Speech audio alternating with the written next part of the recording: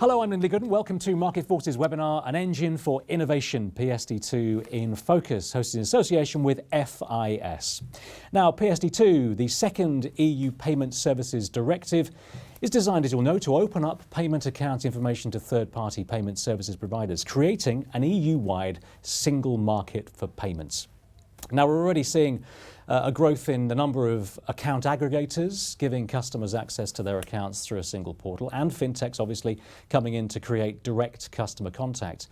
PSD2 encourages a more level playing field between innovators, disruptors, and incumbents. Of course, that does raise big issues. As you'll know, how will banks make the backroom changes necessary? How can every player solve the problems of liability and authentication? And is more regulation of this type really necessary? Now, you won't find many that disagree with the principle of a more dynamic, customer-focused payments industry, but the question is, how do we get there? So over the next hour, we'll be answering exactly that if we can. We'll be exploring how the implementation of PSD2 could put us on a course to a more innovative payments ecosystem and how to jump the hurdles standing in your way. Before we do that, let's meet the fantastic panel who's joined us here today. First of all is Ben Green. Hello, Ben. Good afternoon. Ben is the CEO of KiTTi, an exciting new application which acts as an account for groups, powered by Santander, where Ben has been head of innovation since 2013. Before that, he held senior roles in mobile and digital delivery at the Royal Bank of Scotland, where he was awarded a prestigious Cannes Golden Lion Award for mobile innovation. Great to see you, Ben.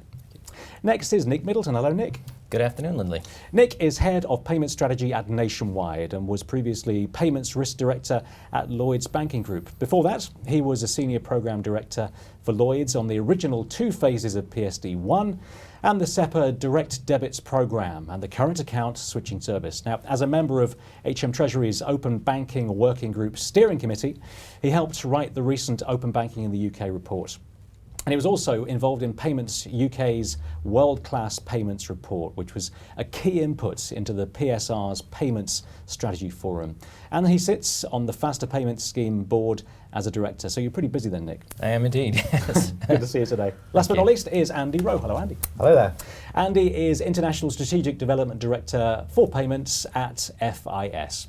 And he has over 35 years in the IT industry, and the last 25 of which have been specifically in international payments and banking. He's held multiple product management and strategy roles and currently leads the international FIS strategy in payments, ensuring value is delivered to the differing demands of the regions around the world where FIS operates, which is many. Thanks for joining us today, and thanks to FIS for supporting our webinar. Thank you. Couldn't do it without you all today. Okay, so as always, we'll be covering a lot of ground, and you may well have your own questions and your own comments wherever you are in the world, so we want to give you the opportunity to put them to our panelists today.